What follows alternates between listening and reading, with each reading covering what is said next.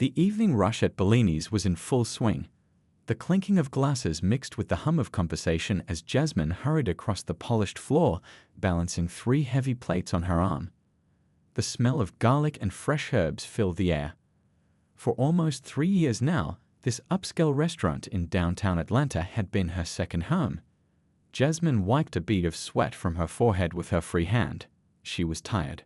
The kind of bone-deep tired that comes from working double shifts 6 days a week.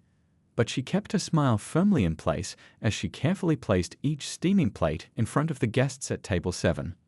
"Enjoy your meal," she said warmly, even as her feet throbbed in her sensible black shoes. At 28 years old, Jasmine wasn't where she had planned to be in life. The daughter of a music teacher, she had once been headed for greatness. People in her neighborhood still talked about the little girl who could play Bach from memory by age 8, but life had other plans. "Order up," called the chef, and Jasmine rushed to collect another tray of food. As she moved between tables, her eyes briefly rested on the grand piano that sat on a small platform in the center of the restaurant. The current pianist, an older man named Thomas, was playing a soft melody that floated above the dinner conversations. Something tightened in Jasmine's chest as she watched his fingers move across the keys. "You're a million miles away," said Dion, another server, as he passed by with a tray of dirty dishes. "Everything okay?" Jasmine nodded quickly. "Just thinking about how much homework I've got waiting for me tonight." With the money she earned from tips, Jasmine had slowly been working toward finishing her music degree, 1 class at a time, semester by semester. It wasn't easy, especially since her mother's illness 3 years ago had drained their small savings and forced Jasmine to drop out temporarily. She glanced at her watch. 4 more hours to go. Then she head home to the small apartment she shared with her mother, try to study for an hour or 2 before exhaustion took over, catch a few hours of sleep, and do it all over again tomorrow. "Table 12 needs more bread," called the hostess, a pretty young woman who never seemed to have a hair out of place. Jasmine grabbed a basket and filled it with warm rolls. As she approached table 12, she overheard snippets of conversation. "They say Harrison Wells might come in tonight." "The real estate guy." "The one who's building that new shopping center." "That's him. Apparently he brings clients here all the time." Jasmine placed the bread basket on the table with a polite smile. The name meant nothing to her. Rich people came and went at Bellini's all the time. They tipped well when they were happy and complained loudly when they weren't.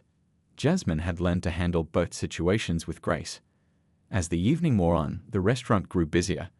Jasmine moved quickly between her tables, refilling water glasses, bringing extra napkins, and checking if meals were satisfactory.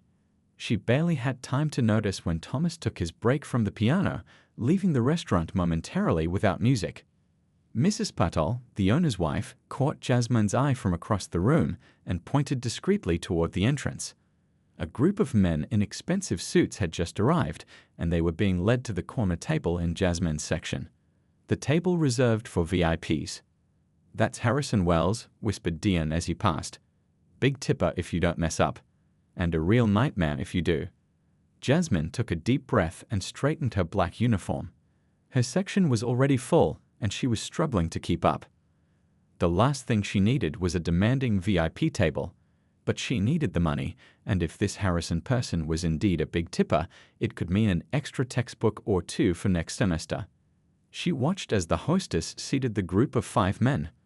One of them, slightly older than the others with silver hair and a confident posture, seemed to be the center of attention. That must be him, she thought. The rich man everyone was talking about. Putting on her best professional smile, Jasmine grabbed 5 water glasses and headed toward the table, unaware that this ordinary Friday night was about to take an extraordinary turn. The moment Harrison Wells walked through the door of Bellini's, the atmosphere changed. It wasn't just that conversations quieted down or that staff stood a little straighter. It was as if the air itself became charged with something, importance, perhaps, or the simple awareness of power. Jasmine noticed how the hostess, usually so calm and collected, stumbled over her words as she greeted the group. "Mr. Wells, what an honor. Your usual table is ready." He'd hardly acknowledged her, his eyes already scanning the restaurant like he owned it. Maybe he did, for all Jasmine knew. His hair was perfectly styled, not a strand out of place, and his suit looked like it cost more than her rent for 6 months.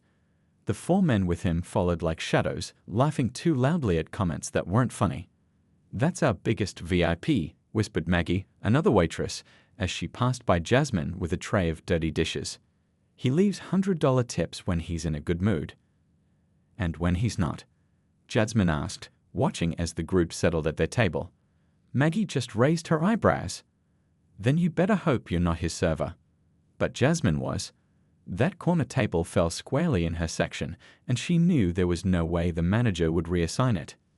Taking a deep breath, she grabbed menus and headed over, reminding herself that at the end of the day, rich or not, he was just another customer. "Good evening, gentlemen. Welcome to Bellini's. My name is Jasmine, and I'll be taking care of you tonight." Harrison barely glanced up at her, busy telling a story about some business deal to his companions. Jasmine stood patiently, menus in hand, invisible until he was ready to acknowledge her. It was a power move she'd seen before, making service staff wait to remind them of their place. Finally, he turned to her. His eyes, a cold steel gray, looked her up and down in a way that made her want to disappear. "We'll start with your best champagne," he said, not bothering to check the menu.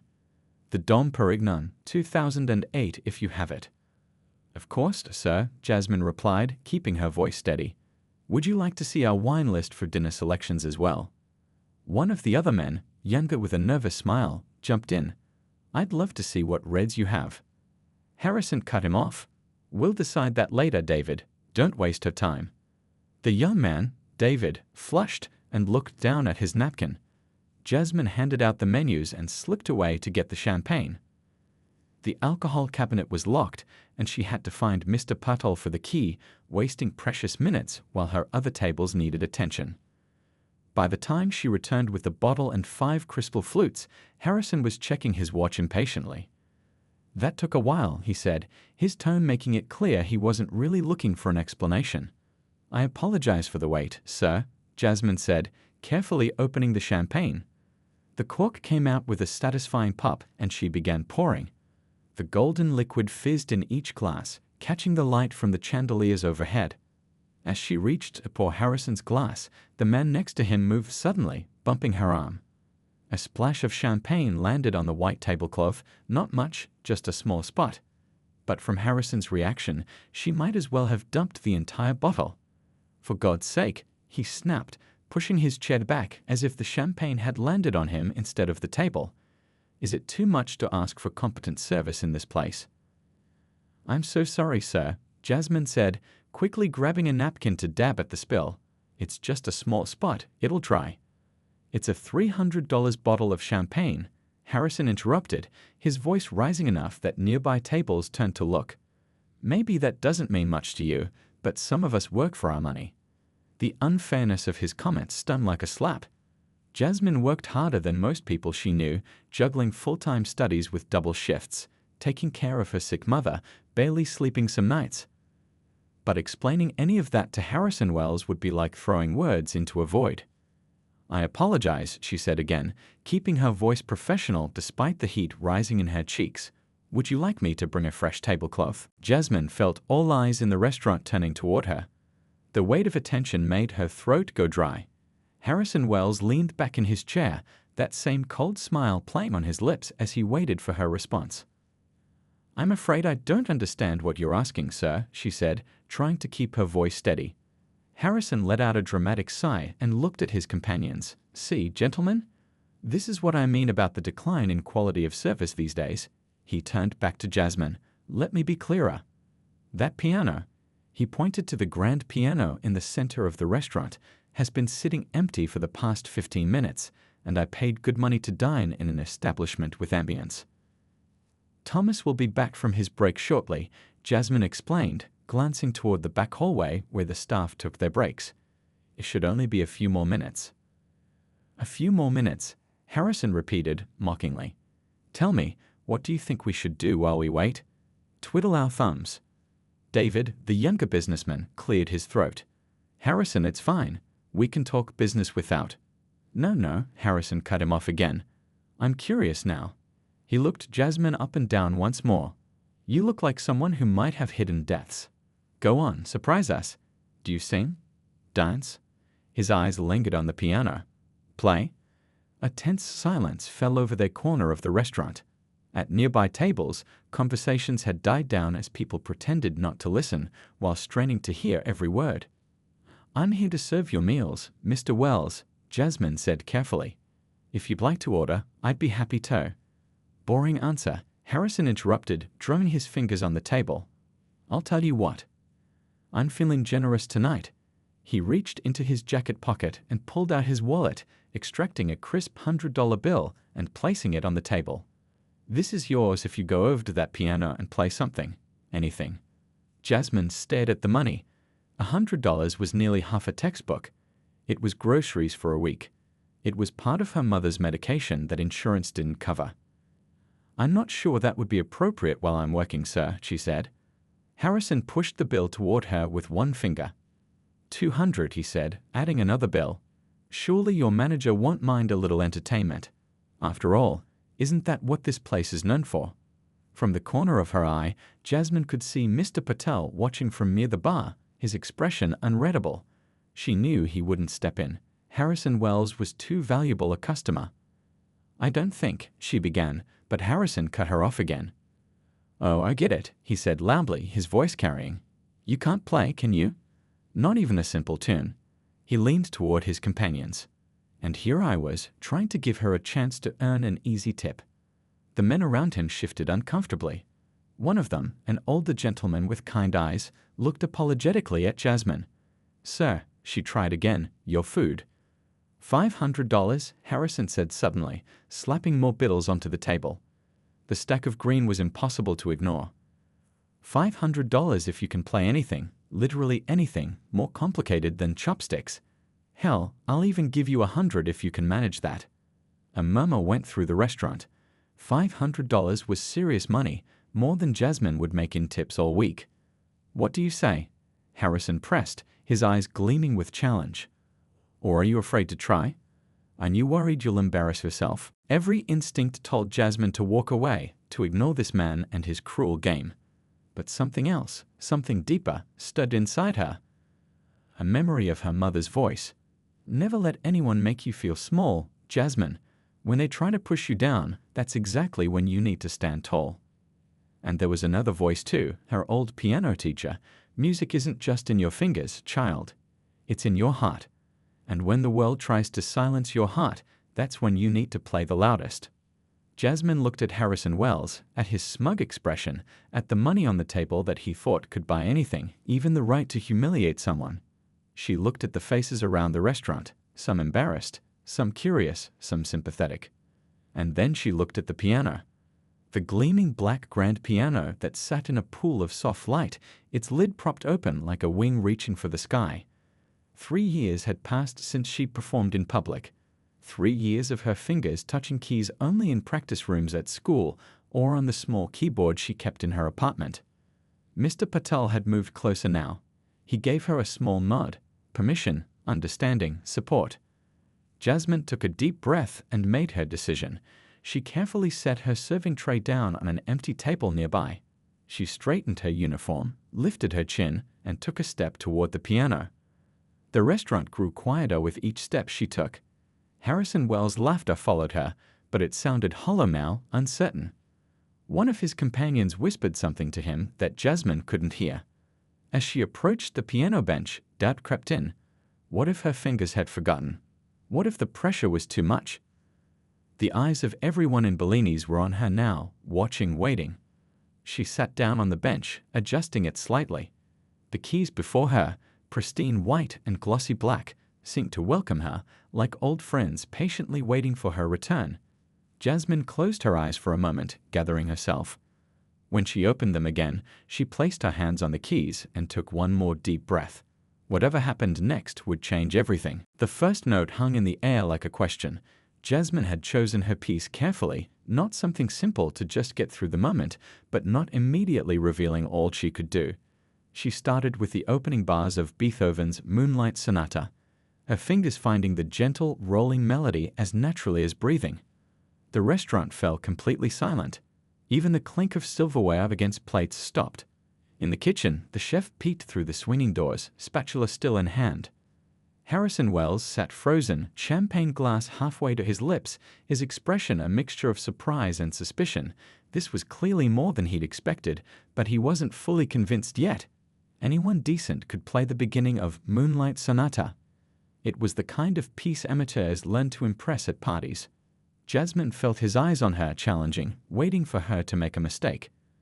And for a moment, she considered just finishing the first movement and walking away with the money. It would be enough to make her point without risking too much. But as the familiar notes flowed from her fingers, something stirred inside her, a feeling she hadn't allowed herself in years. The pure joy of playing, of letting the music speak through her. And suddenly, $500 didn't matter anymore. What mattered was remembering who she was. Without pausing, Jasmine seamlessly transitioned from the gentle first movement of the sonata to something entirely different, the beginning of Chopin's Ballade No. 1 in G minor, one of the most technically demanding pieces in the classical piano repertoire. A small gasp came from somewhere in the restaurant, probably from someone who recognized the piece and knew what was coming. Mrs. Patel, who had emerged from the office at the sound of the piano, clutched her husband's arm in surprise. The ballade began innocently enough, a simple melody that belied the complexity to come. Jasmine closed her eyes, allowing muscle memory to take over. Her right hand danced over the higher keys, creating a delicate melody while her left hand provided the structure below. Then came the first run, a lightning-fast cascade of notes that rippled up the keyboard like water rushing over stones. Jasmine executed it flawlessly, her fingers finding each key with perfect precision. She could almost hear her old teacher counting the beats, 1 and 2 and 3 and 4. As the piece built in intensity, Jasmine felt herself disappearing into the music. The restaurant faded away. Harrison Wells, the customers, even her own worries about bills in school and her mother's health. All of it receded like a tide pulling back from shore. There was only the piano now, only the conversation between her fingers and these 88 keys. The piece moved into its more dramatic section, and Jasmine leaned into it, her body swaying slightly with the shifting dynamics. Soft passages flowed into thunderous chords that seemed to shake the very air of the restaurant. The contrast was striking, this young woman in a server's uniform, producing sounds of such power and beauty. In the back of the restaurant, Thomas, the regular pianist, had returned from his break. Instead of interrupting, he stood transfixed, his mouth slightly open. He had played at Bellini's for 7 years and knew the piano's every quirk, but he had never coaxed this kind of music from it. At Harrison's table, the mood had shifted dramatically. David was watching Jasmine with undisguised wonder. The older gentleman with kind eyes had closed them, a slight smile on his face as he swayed almost imperceptibly to the music. Another man was recording on his phone, the small red light a tiny star in the dimness of the restaurant. And Harrison himself sat perfectly still, the mocking smile long gone from his face. In its place was something harder to read, surprise, certainly, but also something that looked almost like discomfort. The kind that comes when the world suddenly doesn't match your expectations of it. As Jasmine approached one of the most technically challenging sections of the piece, a series of runs that required both speed and absolute precision, a small voice of doubt crept in. It had been years since she performed this piece in full. What if her fingers slipped? What if she couldn't remember the next passage? But her hands knew what to do even when her mind questioned. They flew across the keys in perfect synchrony, building toward the climax of the piece. The restaurant seemed to hold its collective breath, every person there united in a single moment of unexpected beauty. One of the kitchen staff had started crying quietly, reminded of his grandmother who used to play piano in their church back home. A couple who had been arguing before Jasmine began playing now held hands across their table, their disagreement forgotten. An older woman near the window closed her eyes, transported back to a concert hall in Vienna she had visited in her youth. And through it all, Jasmine played. Each note was a statement, each phrase a declaration. You thought you knew me. You thought you could define me. But there is more to me than you could ever imagine. As she approached the final section of the ballade, Jasmine opened her eyes briefly and glanced toward Harrison's table. Their eyes met for just a moment, long enough for her to see that his expression had completely transformed. The arrogance was gone, replaced by something that looked almost like awe. Jasmine returned her focus to the piano, gathering her strength for the powerful conclusion of the piece. Her fingers moved with renewed confidence, striking the keys with perfect force as the final chords resonated through the restaurant. When the last note faded, there was a moment of absolute silence, that magical space between the end of a performance and the world's response to it. A breath, a heartbeat, a second that seemed to stretch into eternity. And then the restaurant erupted. Applause crashed through the restaurant like a wave. People jumped to their feet, napkins still in laps, drinks forgotten on tables. Their faces showed pure amazement, the kind that comes when you witness something truly extraordinary that you never expected. Jasmine sat still at the piano, her hands resting on the keys, her heart pounding in her chest. She felt lightheaded, almost dizzy with the rush of emotions, pride, relief, joy, and something deeper she couldn't quite name. Maybe it was the feeling of being truly seen for the first time in years. An older couple near the front wiped tears from their eyes. A group of young professionals who had been on their phones throughout dinner now stood speechless, fully present in the moment.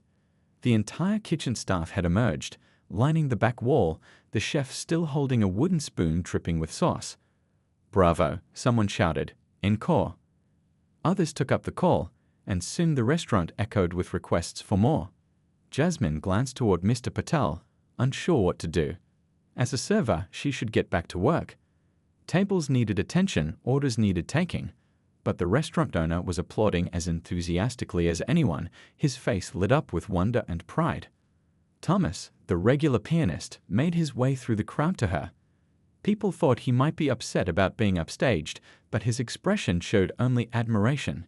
He leaned close to her ear so she could hear him above the continued applause. "That was the finest playing I've ever heard on this piano," he said, his voice thick with emotion. "Would you play one more, please, for all of us?" Jasmine hesitated, glancing again at her section of tables. Dian had stepped in, she noticed, covering for her while she was at the piano. He gave her a thumbs up and mouthed, "Keep going." With a small nod, Jasmine turned back to the keys. This time, she chose Debussy's Clair de Lune, something gentle and beautiful to balance the fire of the Chopin. As the first dreamy notes filled the air, the restaurant grew quiet once more, people settling back into their seats, entranced all over again. The piece flowed from her fingers like water, each note ringing clear and true. Jasmine felt more comfortable now, the initial nervousness replaced by a sense of rightness. This was what she was meant to do. This was who she truly was. As she played, she allowed herself to look around the restaurant. Faces gazed back at her with expressions of wonder and delight. Even the busboy had stopped clearing tables, standing motionless with a tray of dirty dishes, afraid to make any noise that might break the spell. And then there was Harrison Wells. He sat rigid in his chair, the color high in his cheeks, his eyes never leaving her. The smugness was completely gone now, replaced by something that looked almost like shame. Beside him, David was recording the performance on his phone, tears visible in his eyes. Jasmine finished Clair de Lune with a gentle touch, letting the final chord fade like a whisper. Again came the applause, even more enthusiastic than before. Mr. Patel approached the piano. "Ladies and gentlemen," he announced, his voice carrying across the restaurant, "I believe we have just discovered a true artist in our midst. Please show your appreciation once more for our very own Jasmine Taylor." The crowd responded with thunderous applause and cheers. Someone at a back table started chanting her name, and others joined in. "Jasmine, Jasmine." It was too much. Jasmine had never sought the spotlight. Even in her music school days, she had been the quiet one, practicing alone for hours rather than performing for others. Now all these eyes were on her, all these people calling her name. It was overwhelming, beautiful but terrifying. She stood from the piano bench and gave a small bow, her cheeks burning with a mixture of embarrassment and pride. Then, straightening her uniform, she made her way back through the crowd of admirers toward Harrison's table. The walk felt longer this time, weighted with meaning. People reached out to touch her arm as she passed, offering congratulations and asking questions she couldn't stop to answer. "Where did you study? Do you perform regularly? Are you a professional? When she finally reached Harrison's table, the 5 men sat in an awkward silence. The money Harrison had placed on the table, the $500 that was supposed to be her humiliation price, lay untouched. Harrison himself seemed unable to meet her eyes at first, finding sudden interest in the pattern of the tablecloth. It was David who spoke first. "That was incredible," he said, his voice sincere. "Truly one of the most beautiful things I've ever heard." The older gentleman with kind eyes nodded in agreement. Extraordinary talent. Absolutely extraordinary. Jasmine stood tall, her hands clasped in front of her. "Would you like to order your meals now, gentlemen?" she asked, her voice professional but with a new undertone of quiet confidence. Harrison finally looked up at her. Something had changed in his face. The hard edges somehow softened, the cold arrogance replaced by something that might, with time, become respect. He cleared his throat, clearly struggling to find the right words. "I believe," he said slowly, "that I owe you an apology." The words hung in the air between them, unexpected and yet exactly what needed to be said. Around them, the restaurant had started to return to normal, conversations resuming, though with an excited buzz as people discussed what they had just witnessed. Jasmine looked directly into Harrison's eyes. "Would you like to see our wine list now, sir?" she asked simply. It wasn't forgiveness, not yet. It was professionalism. It was dignity.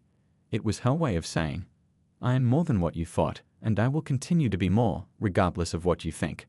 Harrison nodded slowly, understanding the message that wasn't spoken. "Yes," he said quietly. "I believe we would." As Jasmine turned to get the wine list, she noticed Mr. Patel beckoning to her from near his office. Whatever was coming next, she knew with absolute certainty that her life had just changed course, like a river finding a new path to the sea. Mr. Patel was waiting for Jasmine with a strange mix of excitement and nervousness on his face. His wife stood beside him, her eyes still shining with tears from the performance. "Jasmine," he said, his voice low so the nearby tables couldn't hear. "Why didn't you tell us? All this time?" Jasmine shifted uncomfortably. "It never came up, sir. And I'm here to work, not play piano." Mrs. Patel shook her head in wonder. "But you're a true artist. That was Chopin's Ballade one, wasn't it? Played perfectly, better than many professionals I've heard." Jasmine was surprised. "You know the piece?" "I studied music in college," Mrs. Patel said with a small smile. "Not at your level, but enough to recognize extraordinary talent when I hear it." Mr. Patel looked around the restaurant, where people were still buzzing about what they'd just witnessed. Some were taking out their phones, looking up Jasmine's name, disappointed to find no recordings, no concert listings. "Thomas is leaving us next month," Mr. Patel said suddenly, "moving to Florida to be near his grandchildren. We've been worried about replacing him." Jasmine could see where this was heading. Her heart began to race again, but for entirely different reasons. "Sir, I appreciate what you're suggesting, but I'm still in school. I need flexible hours and—" "Triple your current wage," Mr. Patel interrupted. 3 nights a week. You choose which nights work with your class schedule." The amount he named made Jasmine's breath catch. It was more than she made in a week of double shifts. With that kind of money, she could cut back on her other hours, have more time for studying, maybe even help her mother get the additional treatments the doctor had recommended, but insurance wouldn't cover. She began but couldn't find the words. "Think about it," Mrs. Patel said gently. "You don't have to decide right now." "But Jasmine, talent like yours shouldn't be hidden away, it should be shared." Before Jasmine could respond, there was a commotion near the entrance. A man in an expensive suit had just walked in, not a customer, judging by the way he scanned the restaurant with purpose rather than waiting to be seated. He spotted Harrison Wells and made a beeline for his table. "That's Anthony Rivera," Mr. Patel whispered. "He runs the music program at the university." Jasmine felt her stomach drop. One of the professors from her own school, the very program she was struggling to stay enrolled in. What was he doing here? From across the room, she could see Harrison gesturing animatedly, pointing toward the piano, then toward her. Professor Rivera's eyebrows shot up, and he turned to look in her direction. "I should get back to my tables," Jasmine said quickly. The night's events were becoming too much. She needed a moment to breathe, to process everything that was happening. But as she turned to leave, she nearly collided with David, the young businessman from Harrison's group. "I'm sorry to bother you," he said, "but Mr. Rivera would really like to speak with you. He's the head of—" "I know who he is," Jasmine interrupted softly. "He's from my university." David looked surprised. "So you are studying music? Harrison thought you might be, after hearing you play." He called Anthony right away. The idea of Harrison Wells calling someone on her behalf was so unexpected that Jasmine didn't know how to respond. She glanced back toward Mr. and Mrs. Patel, who both nodded encouragingly. "Just for a minute," David added. "Please." With a deep breath, Jasmine followed him back to Harrison's table. The other businessman had moved to make room for Professor Rivera, who stood as she approached. "Ms. Taylor," he said warmly, "I understand you're one of our students. I must say, I'm embarrassed I didn't know your name before tonight." "I'm part-time," Jasmine explained. "Just 1 or 2 classes each semester. I've been working on my degree slowly." Professor Rivera nodded thoughtfully.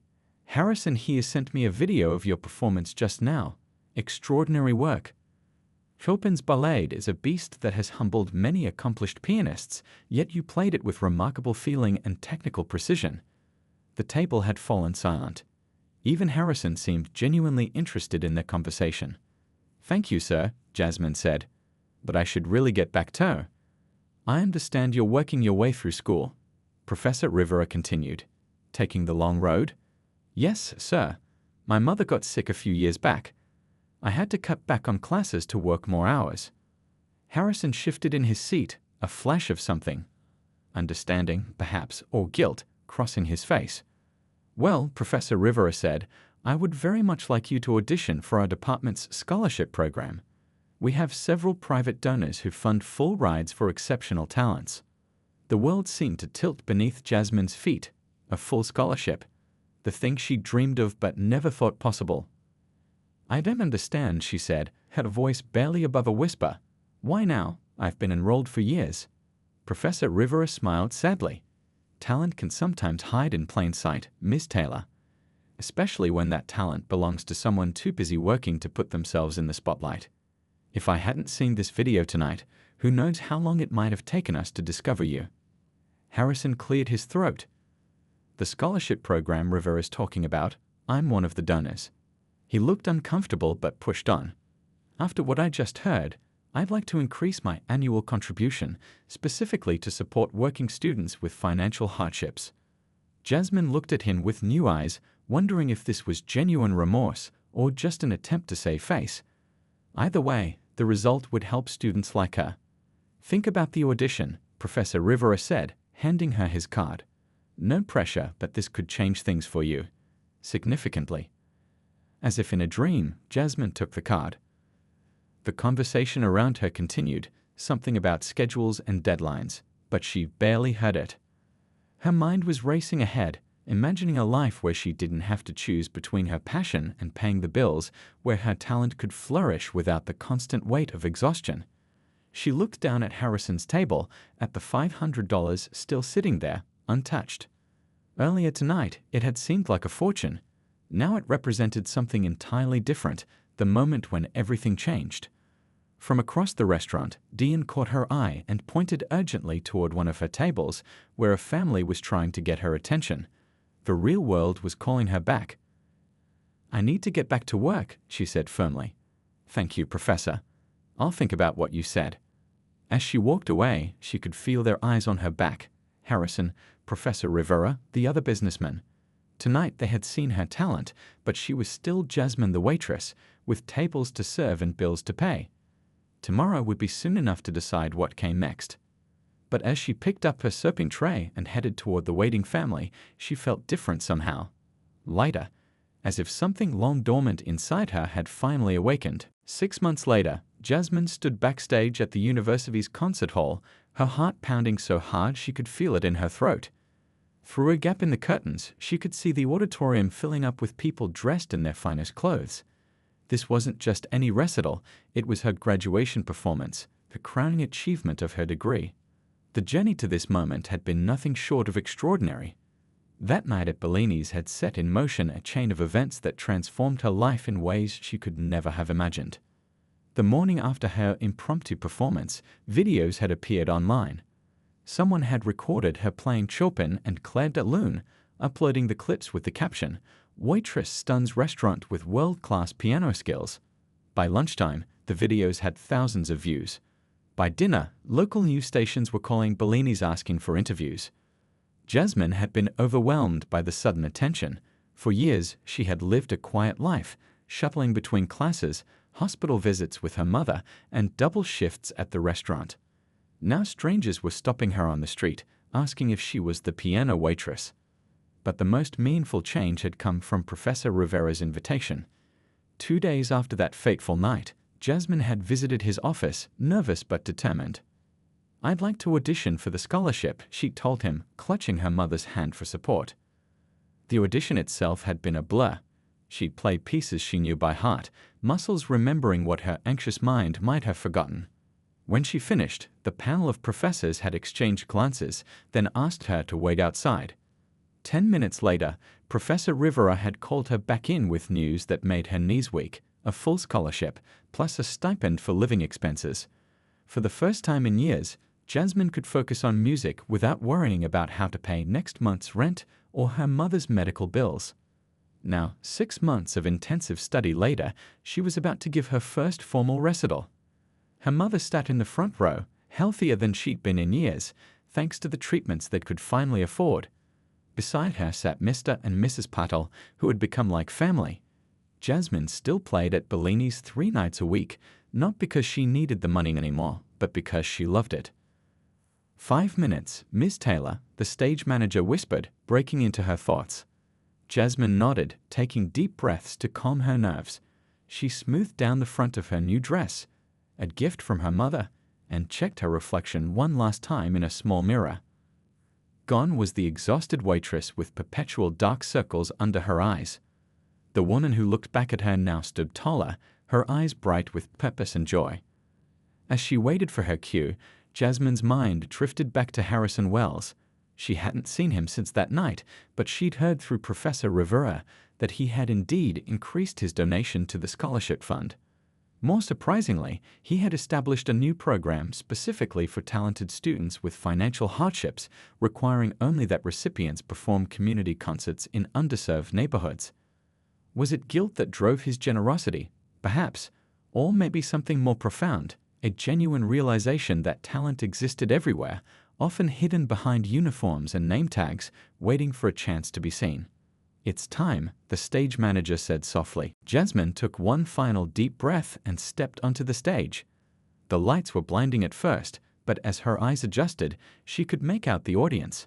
Her professors sat together in one section, Thomas from Bellini's in another. Dean had brought several of the waitstaff. And there, in the back row, almost hidden in shadow, was a figure that made her pause briefly: Harrison Wells, sitting alone, watching intently. Their eyes met for just a moment, and he gave a slight nod of acknowledgement. Not quite an apology, not quite forgiveness, but something like respect passing between them. Jasmine turned away and approached the piano. This gleaming concert grand was larger than the one at Bellini's, its sound more powerful, more resonant. She sat on the bench, adjusting it to the perfect height, and placed her hands on the keys. In that moment of silence before the first note, she thought about the journey that had brought her here. How strange that a moment meant to shame her had become the catalyst for everything she ever wanted. How one act of cruelty had accidentally opened doors that might have remained closed forever. But most of all, she thought about her younger self, the little girl who fell in love with piano before she even understood what that meant. The child who would practice for hours in the community center because they couldn't afford a piano at home. That little girl had never given up, even when life threw its hardest challenges her way. Jasmine began to play, not Chopin this time, but an original composition, her own voice finally finding expression through music. It told her story, the struggles, the persistence, the unexpected turning points, and ultimately, the triumph not just of talent, but of dignity. As the music filled the concert hall, she realized that the greatest victory wasn't the scholarship or even this performance. It was the moment she chose to sit at that piano in Bellini's, not for money or approval, but to reclaim who she was meant to be. The piece built to its final movement, joyful, confident, forward-looking. Jasmine played with her whole heart, every note a testimony to the truth that sometimes the most important audiences are not the ones who fill concert halls, but the ones who force us to remember who we really are. And sometimes the most important music comes not from grand pianos and spotlights, but from moments when we refuse to be defined by others' limited vision of who we can be. Jasmine took one final deep breath and stepped onto the stage. The lights were blinding at first, but as her eyes adjusted, she could make out the audience. Her professors sat together in one section, Thomas from Bellini's in another. Dean had brought several of the waitstaff, and there, in the back row, almost hidden in shadow, was a figure that made her pause briefly, Harrison Wells, sitting alone, watching intently. Their eyes met for just a moment, and he gave a slight nod of acknowledgement. Not quite an apology, not quite forgiveness, but something like respect passing between them. Jasmine turned away and approached the piano. This gleaming concert grand was larger than the one at Bellini's, its sound more powerful, more resonant. She sat on the bench, adjusting it to the perfect height, and placed her hands on the keys. In that moment of silence before the first note, she thought about the journey that had brought her here. How strange that a moment meant to shame her had become the catalyst for everything she'd ever wanted. How one act of cruelty had accidentally opened doors that might have remained closed forever. But most of all, she thought about her younger self, the little girl who fell in love with piano before she even understood what that meant. The child who would practice for hours in the community center because they couldn't afford a piano at home. That little girl had never given up, even when life threw its hardest challenges her way. Jasmine began to play, not Chopin this time, but an original composition, her own voice finally finding expression through music. It told her story, the struggles, the persistence, the unexpected turning points, and ultimately, the triumph not just of talent, but of dignity. As the music filled the concert hall, she realized that the greatest victory wasn't the scholarship or even this performance. It was the moment she chose to sit at that piano in Bellini's, not for money or approval, but to reclaim who she was meant to be. The piece built to its final movement, joyful, confident, forward-looking. Jasmine played with her whole heart, every note a testimony to the truth that sometimes the most important audiences are not the ones who fill concert halls, but the ones who force us to remember who we really are. And sometimes, the most important music comes not from grand pianos and spotlights, but from moments when we refuse to be defined by others' limited vision of who we can be.